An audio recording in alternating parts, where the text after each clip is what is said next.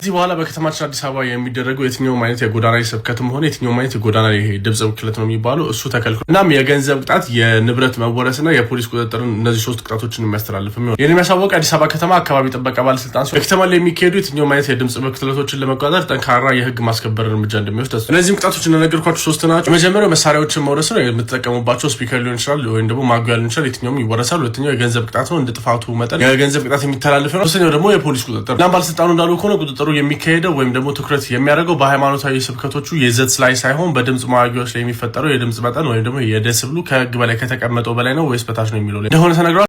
ሰላም ጤና ይስጥልን። እንዴት አላችሁ? እንዴት ቆያችሁ? እንግዲህ ያው እንደሰማችሁት ነው መንግስት የድምጽ ብክለትን እቀንሳለሁ በሚል የወሰደው እርምጃ ነው የሚመስለው።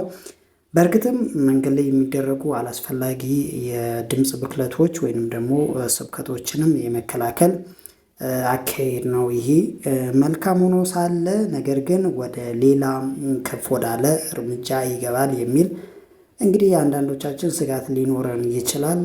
ያ እንግዲህ ጥንቃቄ በተሞላው መልኩ መደረግ አለበት ብዬ ነው የማስበው። እንግዲህ መጀመሪያ ወደ ያስኩላችሁ ቪዲዮ ስገባ ንስሐን በተመለከተ ነው። ወንድማችን ጥርምጥን ጥፍጥ ባለ ቃል ንስሐን በተመለከተ እንደዚህ አቅርቦልናል። እስቲ እንከታተለው። እኔ እንዲሁ አንድ ጥያቄ ብትጠይቁኝ እኔን ማለት ነው ክርስቶስን ምን ያሳዝነዋል፣ ክርስቶስን ምን ያስከፋዋል ብላችሁ ብትጠይቁኝ ክርስቶስ ይቅርታ ያደርግልኝም ብሎ የሚያስብ ሰው ክርስቶስን ያሳዝነዋል፣ ያስከፋዋል ብዬ መልስላችኋለሁ። በእውነት ከዚህ በላይ ክርስቶስን አንገቱ የሚያስደፋ ፍርሃት አለ ብዬ አላምንም፣ በእኔ በግሌ ማለት ነው። አስቡት እስቲ ያን ሁሉ በመስቀል የከፈልልንን ዋጋ አስቡት። የክርስቶስን ፍቅር አስቡና ይቅርታ ያደርግልኝም ብሎ ያን ቸር አምላክ፣ ያን የዋህ አምላክ፣ ያን ሩሩህ አምላክ፣ ያን ይቅር ባይ አምላክ፣ ያን የፍቅር አባት ይቅርታ አያደርግልኝም ብሎ ከማሰብ በላይ እኔ ኃጢአት በደል አለ ብዬ አላስብም። በእውነት ነው የምነግራችሁ። ከዚህ ላይ ሐዋርያው ቅዱስ ጴጥሮስን አስታውሱት። ሐዋርያው ቅዱስ ጴጥሮስ ጌታችን ምንድን ያለው? ወንድሜ ቢበድለኝ ስንት ጊዜ ይቅርታ ላድርግለት? 7 ጊዜ ነውን ብሎ ጠየቀው። ጌታችን ምን አለው? አይ ጴጥሮስ ወንድም ቢበድል 7 ጊዜ 70 ነው እንጂ አሉ።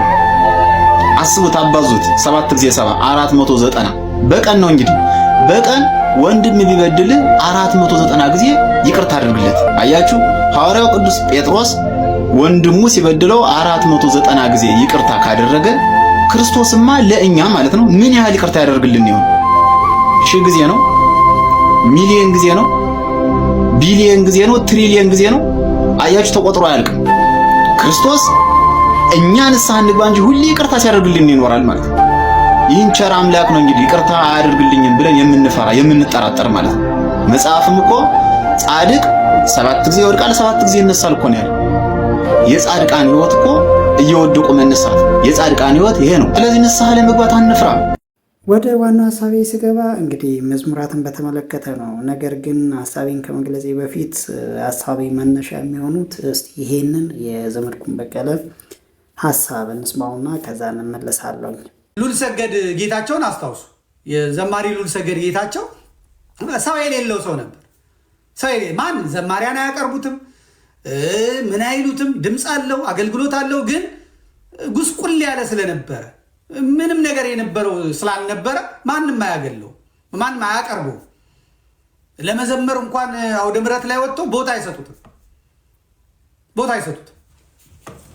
እና እኔ ይሄንን ያየሁት ይሄን ተመለከትኩኝ እና ደግሞ ድምፁን ሰማሁት። እዛ መንፈሳዊ ኮሌጅ ፈተና ደርሶ ጥናት እያጠናው እሱ እዛ በምሳ ሰዓት አካባቢ ሲዘምር ሰማሁት።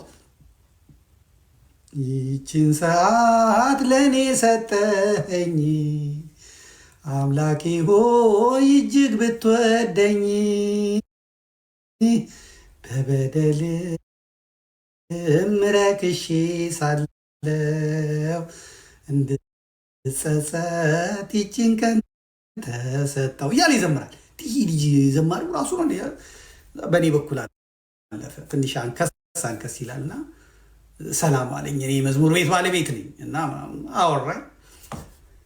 በቃ ውስጤ ስራለት መዝሙር በቃ ይህን ስራለት የሚለው እና ነገረኝ። ያለበትን ችግር ያለበትን ሁኔታ ነገረኝ። ግድ የለም ሰራላለሁ፣ መዝሙር እንሰራለን። ምንም ችግር ቆንጆ ድምፅ ነው ያለህ። አሁን ወደ ጥናታችን ሂድ አልኩት። ሄድን፣ ተጠና። አይታችኋል። ቋንቋ አይነሽን ለመስራት አመት ነው የፈጀብን። ግጥምና ዜማ የጠየቅናቸው ሰዎች እንኳን ሊሰጡን አልቻሉም። ራሱ ግጥም ዜማ እየጻፈ ዜማ እያዋጣ ተሰራ።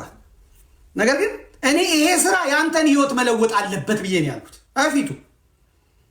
ስለዚህ መዝሙር ግጥም ይጻፋል፣ ዜማ ይጻፋል። በሳምንቱ መዝሙር ቤት ይኬዳል፣ እንትን ስቱዲዮ። ከዛ ስቱዲዮ ውስጥ ይዘመርና ይወጣና ለገበያ ይቀርባል። ይሁን አንድ ሳምንት ይደመጣል፣ ይጠፋል። እኔ እንደዛ መሆን የለበትም። የአንተን ህይወት መለወጥ አለበት። መጀመሪያ መዝሙሩ አንተን፣ ከዛ ደግሞ እኔን፣ ሁለታችን ስለሆነ ማስለቀስ፣ ማሳዘን፣ ማስባል አለበት፣ መባረክ አለበት።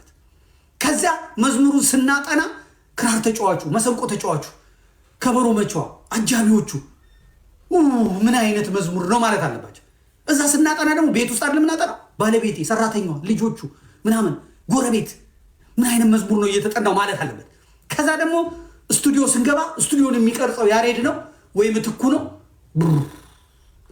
እንዴት አይነት መዝሙር ነው ማለት አለበት። ይህን ለማድረግ አመት ወሰደብን፣ ቋንቋ አይነሽን ለመስራት ማለት። ልክ ማስተሩ ደግሞ እንደወጣ የቋንቋ አይነሽ ማስተር እንደወጣ አለቀ። ቀጥታ ደግሞ ይዘሂድ አልኩት። ይዘሂድ ሲሳይ፣ ዲያቆን ሲሳይ የሚባሉ ጓደኛ አለው፣ እንጦጦ ማርያምም ስለሚያገለግል እዛ ያውቁታል። ሂድና እመቤታችን መንበሯ ላይ አድርገው 3 ቀን የኔንም ህይወት ይቀይር፣ የህዝብንም መንፈስ ይቀይር፣ ለንስሐ ያብቃ፣ ሰዎች ሰምተው ነፍሳቸው ሐሴት የምታገኝበት ይሁን፣ ውሃውን ወደ ወይን ጠጅ ያስለወጥሽ እመቤት ይሄንን መዝሙር ህዝብ እንዲወደው፣ ሰው እንዲወደው፣ እንዲያከብረው አድርጊ ብለህ ስጣል። ሄዶ ለዲያቆን ሲሳይ ሰጥ፣ መንበሯ ላይ አስቀምጥ። 3 ቀን ተጸለይበት፣ መጣ። እዛ ፖስተር ተሰራ። አፍሮ ሊንኮች ያኔ ነበሩ። ነጆዬ አንዱ አሁን ዱባይ ነው ያለው፣ አንዱ ፓፒ አርፏል፣ የመኪና አደጋ አርፏል። እነዚህ ልጆች ደግሞ የቋንቋ አይነሽን ያያችኋትን የእመቤታችንን ስል ተጠበቡበት። እኔ አሪፍ እንትን ነበረኝና እንደ ዛሬው አያርግና የማንም መጫወቻ ከመሆኔ በፊት ፖስተሩን አሰራሁት። ፖስተሩ ተሰራ፣ ቋንቋ አይነሽ የሚለው ፖስተር ተሰራ። ምንም ነገር የለበትም። ከስር የዲያቆን ሉልሰገድ ጌታቸው ቁጥር 3 መዝሙር የምትል አለች በትንሿ። ከዛ በተረፈ ከላይ ቋንቋ አይነሽ ይላል።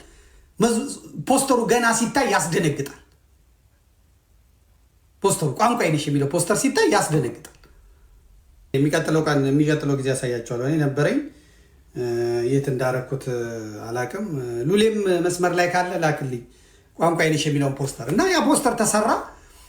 ጦጦ ኪዳነ ምሕረት መጨረሻ ላይ እንዲዘምር አደረኩት። የመርሃ ግብሩ ሲያልቅ መጨረሻ ላይ እንዲዘምር አደረኩት።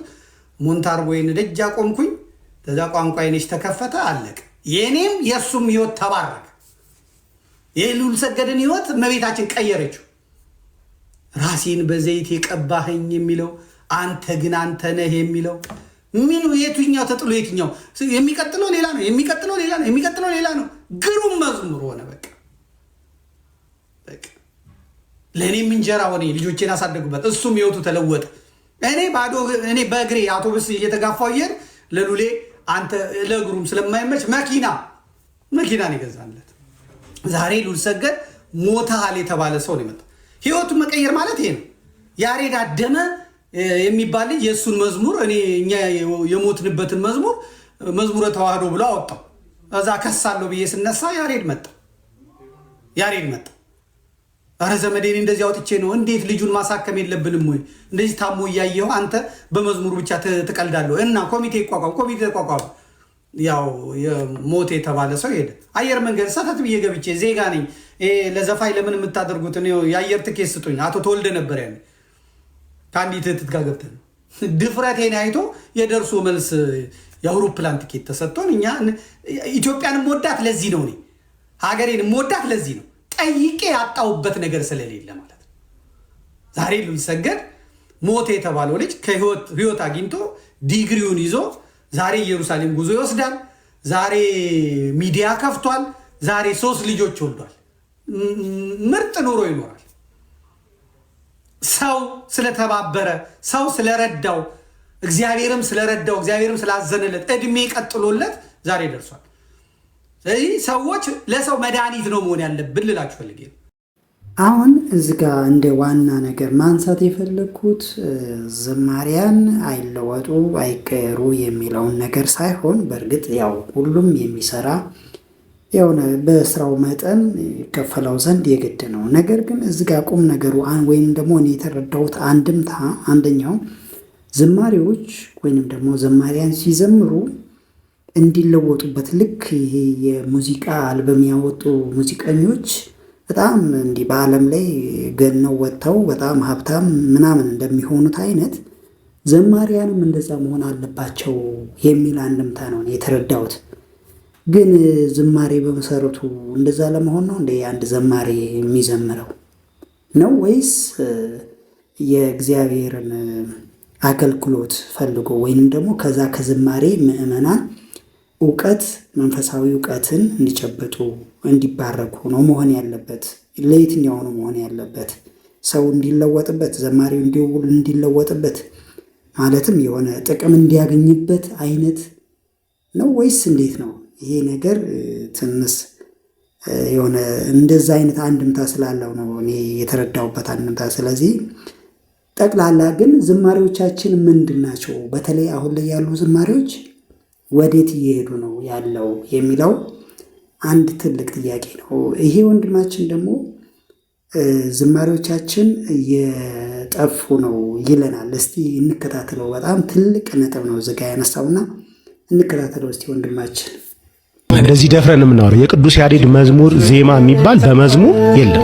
ክርስቲያኖች ይሄን ነገር ሳይቃጠል በቅጠል ማስቆም አለብን። በቤተ ክርስቲያናችን ሙዚቃ የሚመስሉ ዝማሬዎች የበዙት እንደዚህ አይነት ሰዎች በድፍረት ወጥቶ እንዲመናገር ስለጀመሩ ነው። እንደዚህ ደፍረን የምናወራው የቅዱስ ያሬድ መዝሙር ዜማ የሚባል በመዝሙር የለም። ምንም የሚዘምረው በሀገራዊ ሀገረኛ የዜማ ቅኝት እንጂ የምንዘምረው በቅዱስ ያሬድ የዜማ ስልቶች የሚዘምር ዘማሪ እንደው አሁን በጥናት ደረጃ እኔ እዚህ ላይ ነው ሙሉ ደስ ይለኛል ቢገኝ። ይኸውልህ በትዝታ ማይነር፣ በትዝታ ሰከንድ፣ ባቲ ላይ ደግሞ ባቲ ሊዲያን፣ ባቲ ሜጀር፣ ባቲ ማይነር፣ አምባሰል ማይነር፣ አምባሰል ሜጀር፣ አንቺ ሆዬ ለኔ እያልን እንጂ የምንዘምረው ስቱዲዮ ሄደን እስኪ ጭረት ላይ ድፋት ላይ ርክርክ ላይ አድርገው የትኛው ባለሙያ ነው የትኛው የለም። አሁን ሊቃውንትን ተቀብለን ስንመለከት በጣም ነው ይሄን ነገር እንትን የሚሉት ይቃወማሉ እኮ ሁሉ ነው የሚቃወሙት።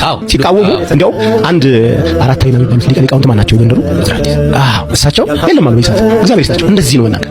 ይሄ ዘማሪ ምን እያለን ነው? ቤተክርስቲያን ውስጥ የቅዱስ ያሬድ ዜማ የሚባል በዝማሬዎች ውስጥ የለም።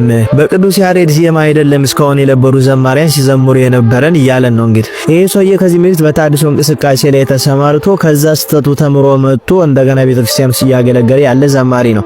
በመጀመሪያ ደረጃ አንድ ዘማሪ መንፈቅናን ተቀላቅሎ ሄዶ ሲመለስ በአንድ ጊዜው ወደ መድረክ መልሶ ዝማሬዎቹ እንዲደመጡ ማድረግ ለራሱ ስህተትና ያልተጠናበት ነገር መሆኑን ያሳያል።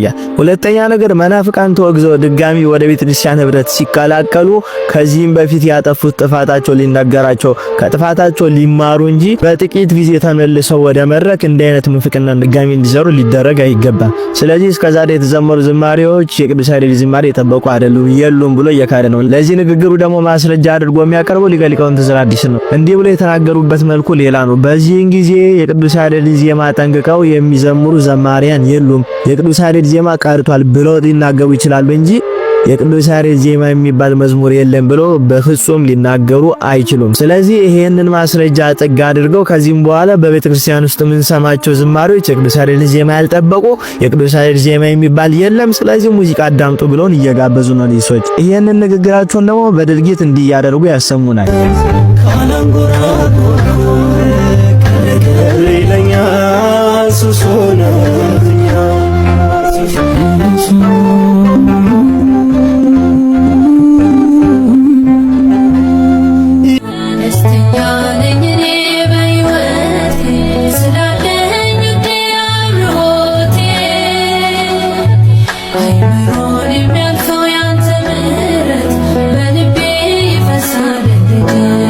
ይሄ ቃሉ ቃል እግዚአብሔር ሆነ እንጂ ዜማው ምንም መዝሙር አይመስልም። ከሙዚቃ ማይተናነስ ዜማ ነው። ይሄንንም ደግሞ ተገን አድርጎ መናፍቃኑ የእናንተኑ ዜና እያነሱ መልሶ ይዘምሩበታል። ለምን? የቅዱስ ያሬድን የጠበቀ ዜማ ስላልሆነ።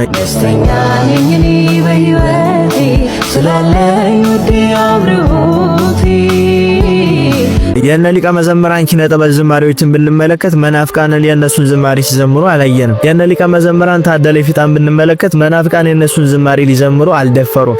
የአባቶቻችንን በበገና የሚዘምሩትን የነ ሊቀ መዘምራን አለማዋጋን መዝሙር መናፍቃን ሊዘምሩት አይደፍሩም አልደፈሩም። ግን የእናንተን ዝማሬ ለመዘመር የደፈሩት ሙዚቃ ስለሚመስል ነው። በእነሱ ስብ ውስጥ ስላላችሁ የእነሱን መንገድ ስለምትከተሉ የእናንተን ሙዚቃ የእናንተን መዝሙር ወስደው እነሱም ይዘምሩታል እንደፈለጉት ማለት ነው። እስቲ የነ ዘማሪት ማርታን ዝማሬ መመልከት እንችላለን። እያንዳንዱ ሰዓታትን የነካ መዝሙር ሰዓታት ስባተ ፍቁር የምትቆሙ ዲያቆናት ምዕመናን ካላችሁ የእነሱን ዝማሬ ተመልከቱት። ከስባተ ፍቁር የተቀዳ ከማረና የተቀዳ ማይበረ ቅዱሳን የሚዘምሩትን ዝማሬዎች ተመልከቱ። ከቅዱስ ያሬድ ዜማ የተቀዳ መዝሙር ነው። ስለዚህ አይናችሁን በጨው አጥባችሁ መጣችሁ እዚህ ላይ ምንፍቅናችሁን አታስተምሩ። ቤተክርስቲያን የቅዱስ ያሬድ ዜማ የሚባል የላትም እያላችሁ መዝሙሩ እንደፈለገ ልክ እንዲሆን አትጋብዙ። መዝሙር የከንፈር መስዋዕት ነው፣ ለእግዚአብሔር የሚቀርብ ታላቅ መስዋዕት ነው። ስለዚህ ይሄን ነገር አካለን ከሙዚቃ ጋር እኩል ለማድረግ ባንጥር ጥሩ ነው። ክርስቲያኖችም ተጠንቀቁ። ከእንደዚህ አይነት ሙዚቃ ከሚመስል መዝሙርም ራሳችሁን ጠብቁ።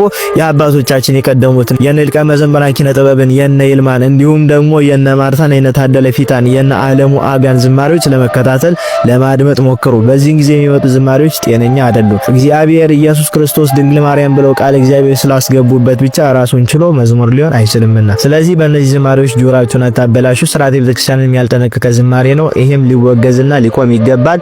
ይቆያል። ቃሌት ያሰማልን ወንድማችን። እንግዲህ የኦርቶዶክስ ዝማሬዎች ምን መምሰል እንዳለባቸው ያሬዳዊ ዜማ መምሰል እንዳለባቸው በትክክል አስተምሮናል እና ከቀደምት የኦርቶዶክስ ዝማሬዎች የነማን ያሬዳዊ ዜማን የተላበሱ ናቸው የሚለውን በምሳሌ ጠቅሶ አስተምሮናል።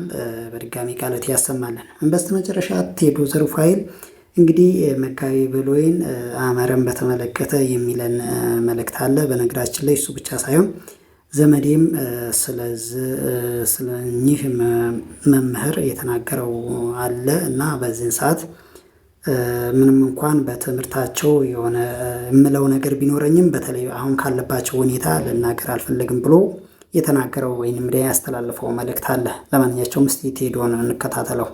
ከመጋቢ ብሉይ አመረ ጋር በተገናኘ ማለት የምፈልገው ነገር አለ። እንግዲህ ከሰሞኑ መጋቢ በፌስቡክ ማህበራዊ ሚዲያቸው የተለያዩ የተስፋ መቁረጥ መልእክቶችን እያስተላለፉ ይገኛሉ በተከታታይ።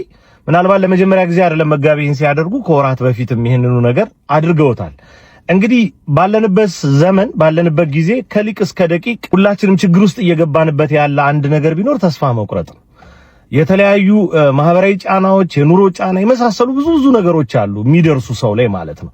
ስለዚህ በዛ ደረጃ ሰዎች ብዙ ነገር የሚሰማቸው ወቅት ላይ ነው የምንገኘው። ታዲያ እኔ ምን አይነት የጭካኔ ጥግ ላይ እየደረስን እንደሆነ ግራ በሚያጋባ ሁኔታ በሰው ቁስል ላይ እንጨት የምንሰድ ሰዎች መበራከታችን እጅግ አስገርሞኛል። ሊያውም በጣም ጉምቱ የሆናችሁ ትልልቅ የምትባሉ ሰዎች ጭምር መጋቢን እንደው መተቸት ቢሆን ኖሮ የሆነ ነገር ለመቀየር ነው እሳቸውን ለመታደግ ነው ተብሎ ይታሰባል። ነገር ግን በፍጹም እንደው በቃ በቢላ የመገዝገዝ ያክል ስሜት ያላቸውን ጽሁፎች ስታሰፍሩ ሳይ ከመቼ ጀምሮ እንደዚህ ጨካኝ መሆን እንደጀመርን በጣም ግራ ስለገባኝ ነው። በአንገታችን ያንጠለጠልነው ማህተብ ከምንም በላይ የምንከተለው ክርስቶስ እንድንከተለው የተሰጠን ወንጌል ይህንን አይሉንም። እንዲህ እንድንሆን አያደርጉንም። ለምንድነው ደግም ማንሆነው? በቃ ሰዎች በተለያየ አይነት ሁኔታ ፍራስትሬት ሊያደርጉ ይችላሉ። ተጠግተን ከቻልን ችግራቸውን መስማት፣ ማዳመጥ፣ መቅረፍ፣ ካልሆነ ደግሞ ስለነዛ ሰዎች መንገብገብ፣ መጸለይ። ምን ነው መጋቢ አዲስ ተብለው ወይም መጋቢ ብሉይ ተብለው ሰዎች እንዲሆኑ ብለን ለምን ስለነሱኛ አንቀናም? ለምን አናለቅስላቸው? ማናነባላቸው? እየገባን በቃ የኛን የጽሁፍ መራቀቅና የበቃ ይሄ በስነ ህይወት በቃ ትልቅ እንደው 10ኛው ማዕረግ ላይ የደረሰን የምናስመስል ሰዎች ነግበኔ ነው። ትክክል አይደለም። ደግኑን በቃ መጋቢ ተሳስተው ሊሆን ይችላል። ነገር ግን ገደል አፋፍ ላይ ያለን ሰው መጀመሪያ ለማቀፍ ነው ጥረት የሚደረገው እንጂ እንዴት እንዲህ ብለህ ትጽፋለህ? እንዴት አሁን እሳቸው እንደው በሆነ መንገድ ራሳቸው ሊሆን ነገር አድርገው እንትን ብንል በኋላ ምን ልልን ነው? እንደው ቀብር ላይ ተገኝተን እንደው በቃ ከንፈር እየመጠጥን ደረት እየደቃን እየየስንል ለጉድ ነው። በቁም ያላከበርነውን በቁም ያላመሰገንነውን በቁም ያልደረስንለትን ሰው ልክ ሲለይ ነው ተነስተን ሁላችንም እንደው ዘራፍ ያለሱ ሰው የለም የምንለው። ለምንድነው በቁም ማንረዳዳው? በቁም ለምንድነው በቃ እስከ ጥግ ድረስ አንዳችን ለአንዳችን ምስኪንና በጎ የማንሆነው? እኔ በጣም እያፈርኩ ነው ያለው። እየተራረድን ነው ብዙ ነገር ላይ በጣም እየተጠፋፋን ነው። ይሄ ክርስትና አይደለም። ይሄ በቃ በጣም እውነት አያኗኑረን። ማናችን ላይ መቼ ምን እንደሚደርስ እኮ አናውቀውም ወገኖች። ስለዚህ እባካችሁ በተለይ ትልልቅ ሰዎች እንደዚህ አይነት ነገሮችን ተቆጣጠሩ። እየተጠፋፋን ነው እንዴ? ሰው በቃ ስለሆነ ሰው የሚያስበው ለገዛ ወንድሙ ለገዛ እህቱ የሚያስበው ሐሳብ ደግነት እየተለየው አትኩሮትና ክብር እየተነፈገው ነው እየመጣ ያለው። ትችቶቻችን በራሱ ሰባሪ እየሆኑ ነው፣ አጥፊ እየሆኑ ነው። ይሄ ጥሩ አይመስለኝም። ለመጋቢ መልካሙን እመኛለሁ። ፍጹም ተረጋግተው ወደ ልቦናቸው ተመልሰው የብዙዎቻችንንም የውስጥ መልእክት መልሰው ችግራቸውን አጋርተውን በጋራ እንድንሸከም እናፍቃለሁ። ለማንም መልስ እየሰጡ አይመስለኝም። እኔም ተደጋጋሚ ደውያለሁ፣ ጽፌያለሁ፣ መልስ አልሰጡኝም። በጎ ነገራቸውን እመኛለሁ። ነገ የሆነ ነገር ሆነው እንደው ከንፈር ከሚመጡት ውስጥ እግዚአብሔር አያርገኝ ነው የምለው። ሁላችሁም እንደዛ ብትሉ ብንል የተሻለ ይሆናል። ታናሽ ወንድማችሁ ቴዶ ዘሩፋኤል ነኝ።